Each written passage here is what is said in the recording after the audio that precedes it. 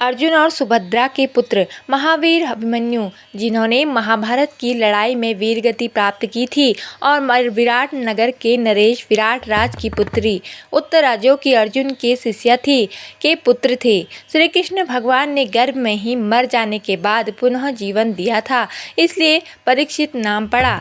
अश्वत्थामा की कुदृष्टि के कारण पांडव वंश उत्तरा के गर्भ में ही दिव्यास्त्र ब्रह्मशिरा का प्रयोग करके इनको मार दिया था। फिर भगवान श्री कृष्ण ने इनको उत्तरा के गर्भ में ही रक्षा की, और जन्म लेने पर ये निष्प्राण थे, तो स्वयं भगवान श्री कृष्ण ने सुभद्रा और द्रौपदी के कष्ट का निवारण करते हुए अपनी योग विद्या से इनको जिंदा किया। इस संबंध में भी कथा है, क्योंकि गर्भ में ही इनका वध हो गया था। परीक्षित हो गए थे, अर्थात नष्ट, शक्तिहीन, लुप्त हो गए थे, इसलिए इनका नाम परीक्षित रखा गया, क्योंकि ये अश्वत्थामा के ब्रह्मास्त्र ब्रह्मशिरा से गर्भ में ही नष्ट हो गए थे, और इनके साथ ही चंद्रवंश खत्म हो गया था। अतः भगवान श्री कृष्ण ने चंद्रवंशी को नष्ट होने से बचाने के लिए इनकी प्राण रक्षा की तथा इन्हें प्राण दिए, जीवित किया, इसलिए ये परीक्षित कहलाए। इन्होंने युधिष्ठिर महाराज के बाद राज्यारोहण किया और 60 वर्ष तक राज किया। कुल 96 वर्ष की उम्र में एक सर्प तक्षक के काटने से आपकी मृत्यु हुई। परीक्षित बड़े प्रतापी और धर्मनिष्ठ राजा हुए। इन्होंने कई बार अश्वमेध यज्ञ संपन्न किए। कलयुग का प्रारंभ इनके ही शासन काल में हुआ। कलयुग में सत्य, तप, दया का ह्रास होता जाता है। मात्र एक ही सत्कर्म दान ही बचाता है, वह भी लंगड़ाता हुआ चलता है। कलयुग में मिथ्याचार, मद, काम, क्रोध या हिंसा और दुश्मनी का बोलबाला रहता है। इन राजा परीक्षित के 4 पुत्र थे, जिसमें जन्मेजय राज्य के उत्तराधिकारी बने। इनकी पत्नी ईरावती थी, जो कि विराट नरेश के पुत्र उत्तर कुमार की पुत्री थी। उत्तर कुमार भी महाभारत में युद्ध के पहले ही शल्य द्वारा मारे गए थे। इन महाराज परीक्षित की मृत्यु का बदला इनके पुत्र जन्मेजय ने समस्त सर्प जाति से लिया तथा सर्पों को नष्ट करने हेतु सर्प शस्त्र यज्ञ कराया।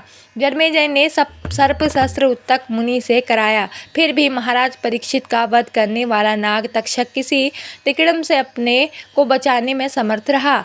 जन्मेजय ने भी बहुत समय राज किया, और इनकी महारानी काशीराज सुवर्णवर्मा की पुत्री वपुष्ठमा थी। उसकी गलती से कलयुग का आरंभ हुआ। कलयुग का आरंभ हिंदू धर्म में एक पौराणिक कथा के अनुसार गलती से हुआ था। इस कथा के अनुसार ब्रह्मा के एक अनुयायी ने उनकी विशेषता को चुराने की कोशिश की थी। इस प्रकार उनकी गलत क्रिया से ब्रह्मा ने कलयुग का आरंभ कर दिया था। इस घटना के बाद से कलयुग मानवता के लिए धर्म, अधर्म, सत्य, असत्य और श्रेष्ठा, अश्रेष्ठा के बीच की संघर्ष का काल बन गया है। कलयुग की यह कथा हिंदू धर्म में प्रसिद्ध है, और इसे महाभारत और पुराणों में उल्लेख किया गया है। इस घटना के बाद से कलयुग में मनुष्यों का जीवन सांसारिक और आध्यात्मिक संघर्षों से भरा रहता है। यह युग भूमि का भ्रष्टाचार, आतंकवाद और अधर्म की वृद्धि का काल माना जाता है। इसके बावजूद हिंदू धर्म में उत्तरदायित्व और धर्म के पालन की महत्वपूर्णता को साबित करते हुए मनुष्य को सत्य, न्याय और धर्म के मार्ग पर चलने की सलाह दी जाती है। इस प्रकार कलयुग का आरंभ होने के बाद भी धर्म और न्याय के मार्ग को अपनाकर मनुष्य अपने आप को उन्नति और सच्चाई की दिशा में ले जा सकता है।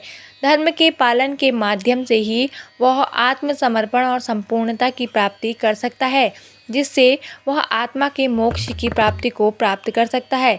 इसलिए कलयुग की कठिनाइयों और परिस्थितियों के बावजूद धर्म, न्याय और सच्चाई के प्रति स्थिर रहना महत्वपूर्ण है। राजा परीक्षित किसके पुत्र थे? सर्पराज तक्षक के द्वारा ही उनकी मृत्यु क्यों निश्चित थी? महाभारत के युद्ध में पांडवों और कौरवों के सारे पुत्र मारे गए। अर्जुन के पुत्र अभिमन्यु की भी चक्रव्यूह में फंसकर जान ले ली गई।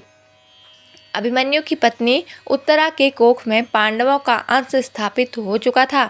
जब महाभारत का युद्ध समाप्त हुआ तो अश्वत्थामा, जो कि गुरु द्रोणाचार्य का पुत्र था तथा कौरवों का हितैषी था, ने मरते हुए दुर्योधन को वचन दिया कि वह पांडवों के वंश का नाश कर देगा। उसने छल से सोते हुए पांडवों के पुत्रों को मार डाला तथा उत्तरा के गर्भ को गिराने के लिए ब्रह्मास्त्र छोड़ा, जिससे मां के उदर में उसकी मृत्यु हो गई। तब श्री कृष्ण ने उसे फिर से जीवित कर दिया और अश्वत्थामा को श्राप दिया। जिस प्रकार मनुष्य के पुत्र का जन्म हुआ, जो आगे चलकर महान राजा परीक्षित बना। जब पांडव राज्य छोड़कर वानप्रस्थ आश्रम ग्रहण करने जा रहे थे, तब उन्होंने परीक्षित को राजकाज सौंप दिया था। परीक्षित ने बहुत वर्षों तक कुशलता पूर्वक राज किया। एक बार वह शिकार करने वन में घूम रहे थे। उन्हें बहुत जोरों की प्यास लगी। वे ढूंढते ढूंढते एक कुटिया में जा पहुँचे। उस कुटिया में एक ऋषि समाधिस्थ थे। राजा ने उनसे पानी मांगा, पर उन्होंने नहीं सुना। राजा के बार बार पुकारने पर भी जब ऋषि ने आंखें नहीं खोली, तो राजा को क्रोध आ गया। उसने बाहर पड़े एक मृतक को सांप को उठाकर ऋषि के गले में डाल दिया। उसे ऐसा करते वहीं पास में खेल रहे ऋषि पुत्र ने देख लिया। उसे पिता का अपमान सहन नहीं हुआ तथा उसने क्रोधवश परीक्षित को श्राप दे दिया कि 7 दिनों में सर्पों का राजा तक्षक तुम्हें डस लेगा। जब ऋषि को यह बात ज्ञात हुई तो उन्हें बहुत खेद हुआ। उन्होंने अपने पुत्र को इस बात के लिए फटकार लगाई। वे बोले, ऐसे कुशल राजा को इतनी छोटी सी गलती के लिए मृत्यु दंड देना राज्य के लिए अहितकर है, परंतु इस श्राप को वापस ही नहीं लिया जा सकता। उधर राजा परीक्षित को भी अपने किए पर पश्चाताप हुआ। जब उन्हें तक्षक के द्वारा डसे जाने की बात ज्ञात हुई, तो उन्होंने अपना राज्य अपने पुत्र को सौंप दिया और स्वयं नदी के किनारे तप करके तक्षक की प्रतीक्षा करने लगे।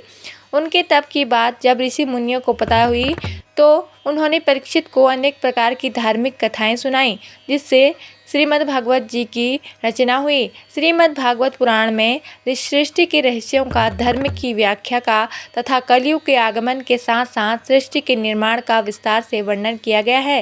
राजा परीक्षित को कलयुग ने किस प्रकार अपना शिकार बनाया। राजा परीक्षित ने कलयुग को रहने के लिए कुछ विशेष स्थान दिए। मदिरालय, मदिरा, वैश्यालय, चरित्रहीन, जुआ अड्डा, अधर्म का धन, सोना। एक दिन राजा परीक्षित ने अपना राजकोष देखा तो वहाँ रखा एक राजमुकुट उन्हें पसंद आया। उन्होंने उसको धारण कर लिया। वह राजमुकुट भीम ने जरासंध का वध करके अपने पास रख लिया था। इस राजमुकुट को पहनते ही कलयुग राजा परीक्षित के सर पर सवार हो गया। इसके बाद उनकी बुद्धि को कलयुग ने प्रभावित किया, जिससे उन्होंने ऋषि के ऊपर सर्प की माला पहना दी। उन्हें ऐसा करते वही पास में खेल रहे ऋषि पुत्र ने देख लिया। उससे पिता का अपमान सहन नहीं हुआ तथा उसने क्रोधवश परीक्षित को श्राप दे दिया कि 7 दिनों के पश्चात सर्पों का राजा तक्षक तुम्हें डस लेगा। तो दोस्तों, यह कथा आपको कैसी लगी कमेंट करके ज़रूर बताएं और हमारे चैनल को सब्सक्राइब जरूर करें। धन्यवाद। जय माता दी।